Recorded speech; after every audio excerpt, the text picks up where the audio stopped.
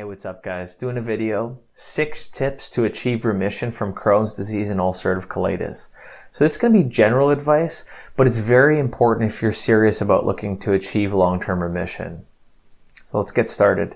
Number 1, don't listen to people who don't have what you are seeking. And for most people watching this channel, that's probably going to be remission from some form of autoimmune disease, whether it's Crohn's disease or colitis.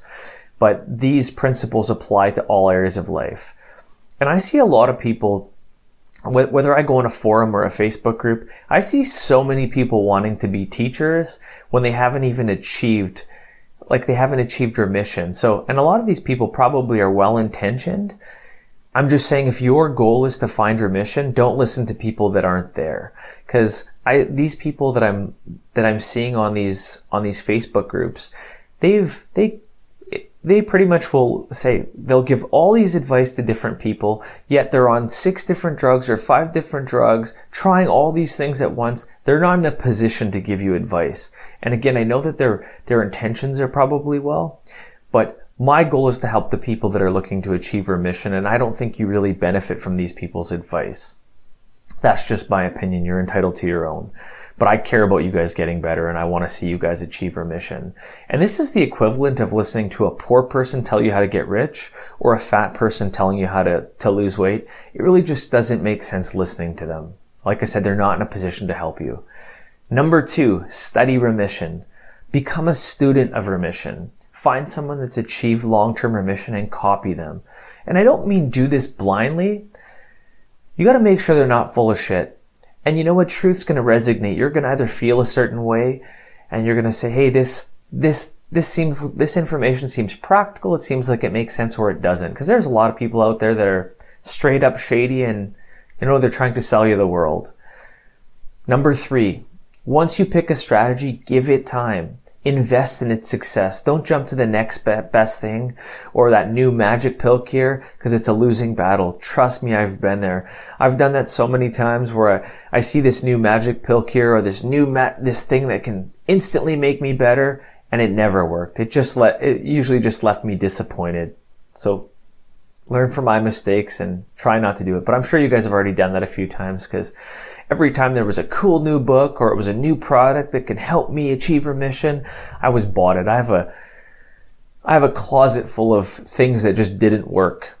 So you guys can learn from some of my failures, and I'll go through my bin of failures or my bin of wasteful products that I've bought over the years. So just to reiterate, pick a strategy that you vetted and then make small changes until you find remission. It's a pretty simple strategy that works. Number 4, only make 1 to 2 changes per week. And I say ideally 1 change, because that way you're going to know exactly how that one thing affected your overall health. Because I've done before, I've made the mistake of adding 3 to 4 things at one time, and then all of a sudden my symptoms got worse. And then it's really hard to play the guessing game in that situation, because there's too many variables. It makes it really difficult. But when you add 1 to 2 things, it's pretty obvious that it's one of those 2 things that affected your health. Simple is better. And you're going to hear me constantly say that in most of my videos, that simple is better. Number 5, keep a journal. And this is huge.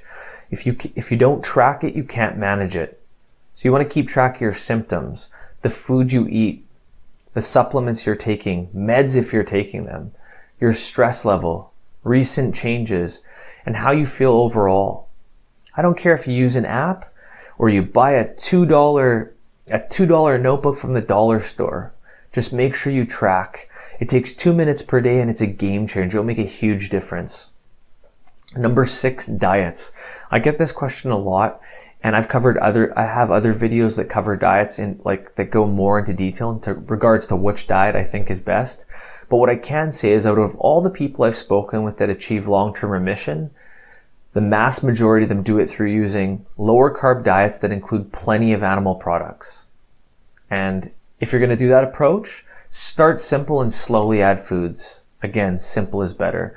You're going to notice that healing's an interesting dance. It always seems like you're doing a few steps forward, a step backwards. Sometimes you sidestep and you make no progress. But that's all you have to keep doing is you got to keep feeling forward, because that's all it's going to be. It's going to be that process, rinse and repeat. Sometimes you try something, it works. Excellent. Sometimes you don't. You go a step backwards. That's just the process that you have to do, but it works. It will get you to a point where you do feel awesome. So to sum it up, number 1, don't listen to people unless they achieve long-term remission. Number 2, study remission. Become a student of remission. Number 3, pick a strategy, give it time and invest in it. Number 4, only make 1 to 2 changes per week. And you know I'm siding with 1 change, but 1 to 2 is not bad. Number 5, keep a journal. If you can't track it, or if you don't track it, you can't manage it. Number 6, adopt a lower carb diet with plenty of animal products. And you know what? This information, it's real, it's honest advice. There's no BS, there's no sales pitch, nada. It doesn't matter if you listen to my approach or somebody else's. These tips that I just mentioned are going to hold true. So now I'm curious for anybody watching this, because you guys really know I'm trying to engage in conversation. I really want to make this channel better. I want to help. I want to offer more value. So I'm curious to know, what single thing have you done that you believe that's impacted your autoimmune disease or helped your autoimmune disease the most? So leave a comment and feel free to reach out anytime. Thanks so much, guys. As always, I appreciate your support.